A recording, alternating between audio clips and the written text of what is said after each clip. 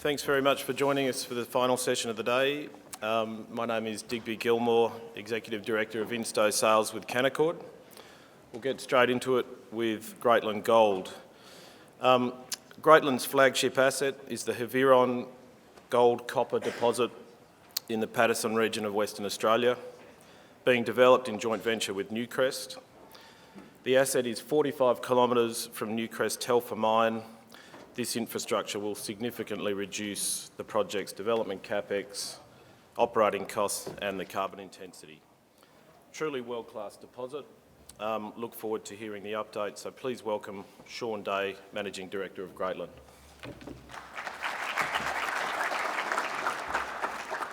Thank you. And to start, I'd just like to thank the Diggers community for what is already a terrific event this year. And also thank Canaccord, the major sponsor, and Digby for the kind introduction. On behalf of Greatland, I really appreciate the opportunity to present here today. As many of you would be aware, Greatland is London listed, but with our operating assets here in Australia, it's a great opportunity to build our profile here. And what's more, it's worth me sharing that we are presently reviewing the opportunity to undertake a ASX cross-listing. I think for us, we celebrate and we want to continue to build on the strength of our London listing, but potentially there's the opportunity to get the best of both worlds. We're an Australian asset, Australian management team, a peer group here on the ASX. And I think if you look at the observed multiples, over time, they typically trend higher or trade at higher multiples here in Australia. So there's an opportunity to benefit from that arbitrage. In terms of our value proposition, it's very clear. We have a world-class copper gold ore body in the shape of Haveron. We commenced the box cut and in turn the decline in February of 2021. So we're effectively around 18 months into that development for first ore in early 2024. We have a rapidly growing 6.5 million ounces gold equivalent. The last update, that was a 50% growth. And if you look at the updates, the geological updates since that December drill cut-off, you should have a lot of confidence that continues to grow strongly. We have a joint venture partner in Newcrest, and with that we have access to the Telfer infrastructure just 45 kilometres to the east. And that delivers us a low capex, low risk pathway to development. We continue to participate in the exploration success, both at Haveron and then along strike to the northwest onto our 100% owned Scallywag ground and beyond across the Paterson. And then finally, we've invested in the team. And with that, to make a successful transition from explorer to underground miner. And I always like to orientate people around our strategy. It's very clear with three pillars. Delivering an expanded Haveron, our world-class asset. Continuing to invest in the drill bit and unlock the option value within our exploration assets, and to consider and investigate opportunities for financially disciplined growth opportunities to augment that organic growth that we have around the Haveron deposit. And this next slide's kind of interesting for those that have followed the Greatland story. So the original farming agreement back in, I think, 2016 provided our joint venture partner Newcrest an option to acquire a further 5% stake in the asset. The milestone for that was around this, the PFS, which you can see came through with about in October 2021. And what that did is set a benchmark, but really only looked at a fraction of this ore body. It looked just at that southeast crescent, just at the top part of that southeast crescent. So it really was a fraction of the total Haveron opportunity. So Independently or unilaterally, in March, Greatland came out with its own update to the resource, which was a 53% growth.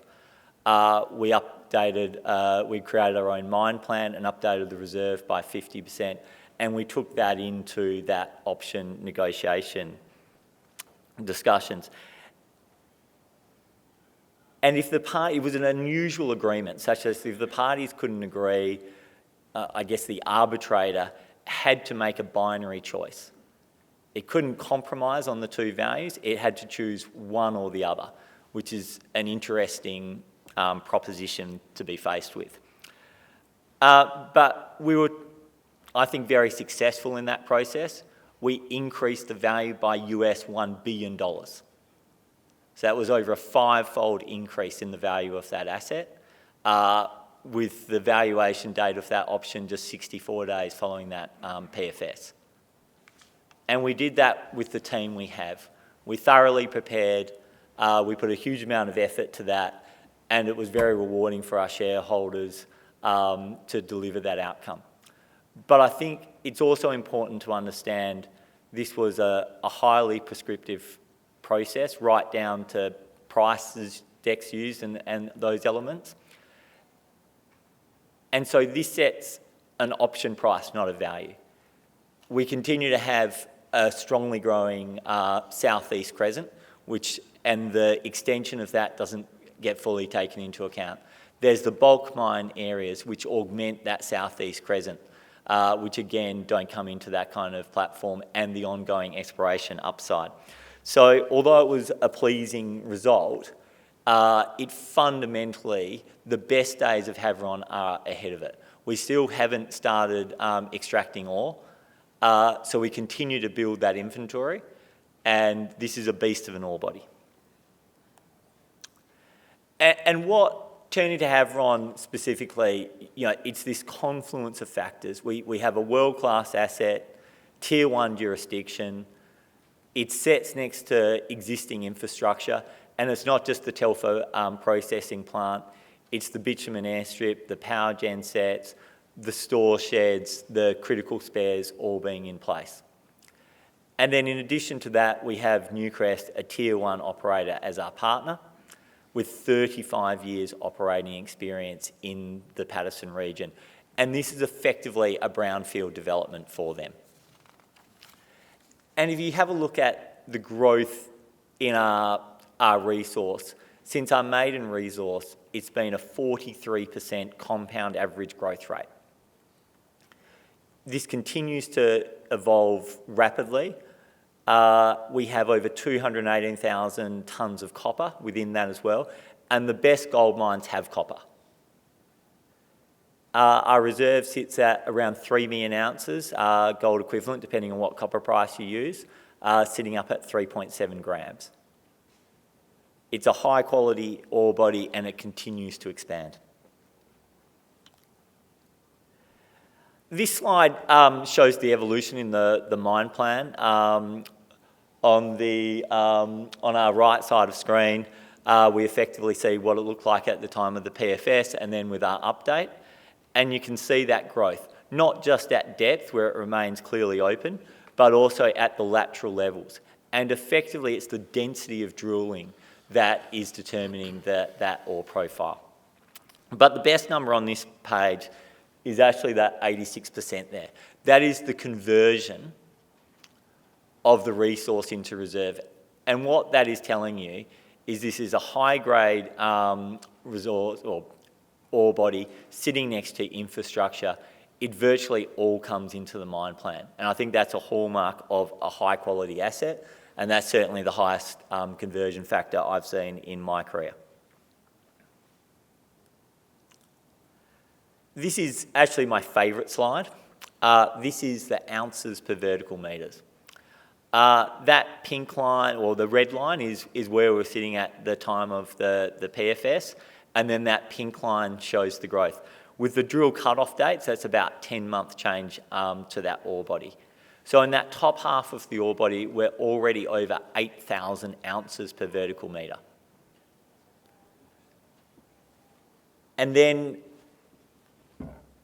6 months ago, I was sitting here saying, look, well, it doesn't cut off at depth. Where you see that red line come in, that's not a cut-off. Again, it's just a function of drilling density and of drilling information. Another 10 months of drilling, and we've dropped that down another 400 metres. And on the left-hand side of axis of that chart, you see the metres drilled on each level, and you see the correlation between ounces discovered and delineated and metres drilled. So as we continue to drill this ore body, we feel we continue to walk out that ounces per vertical metre to the right of page, continue to build it, and also at depth, and ultimately that is a far more vertical line down the page. It's a very consistent ore body, and we build that out. And what ounces per vertical metres deliver for you is incredibly efficient in-mine infrastruccer, so a good capital efficiency together with a low all-in sustaining cost.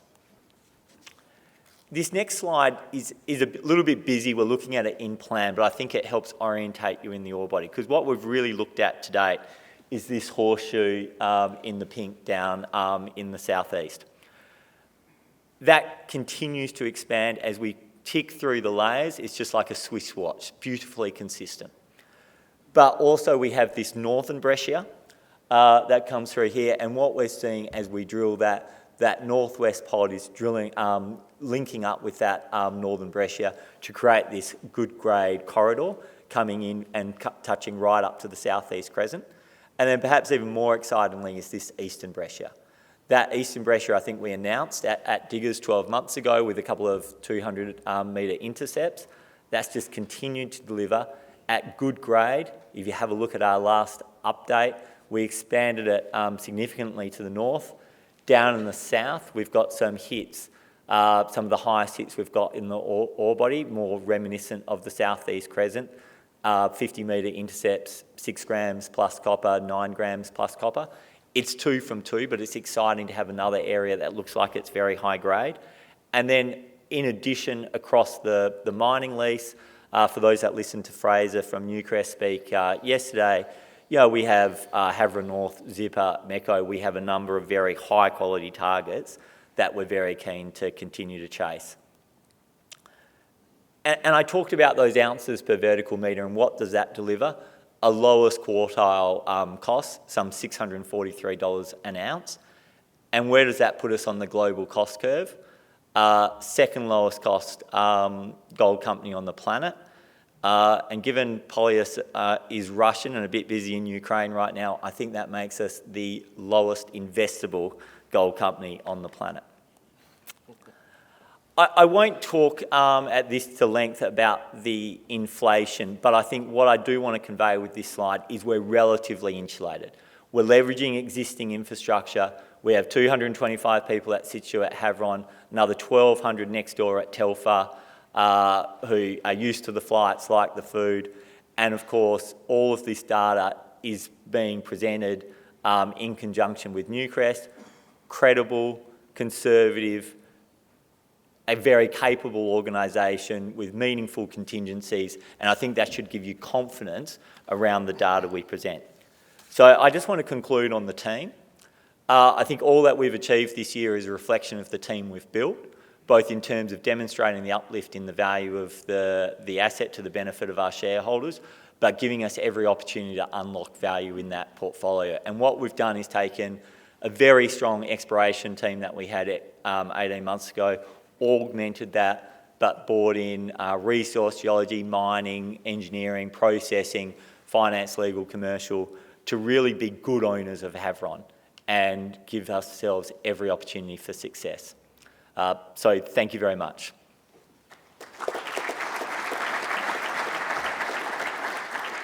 Thanks very much, Sean. I think we've got time for one quick question. The Eastern Breccia, how does this evolve into a bulk mining operation, and what does this mean for your cost per tonne?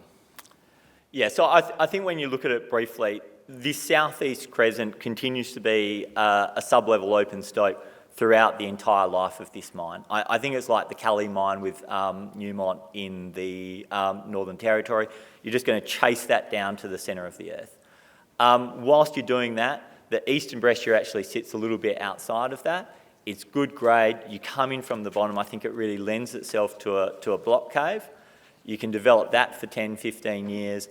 And of course, the benefit of these bulk mines is you put further downward cost pressure on what is already a low cost mine.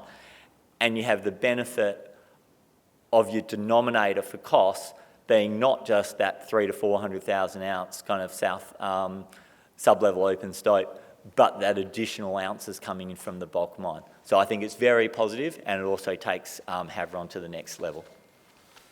That's excellent. Please thank Sean Day, Greatland Gold. Thanks again.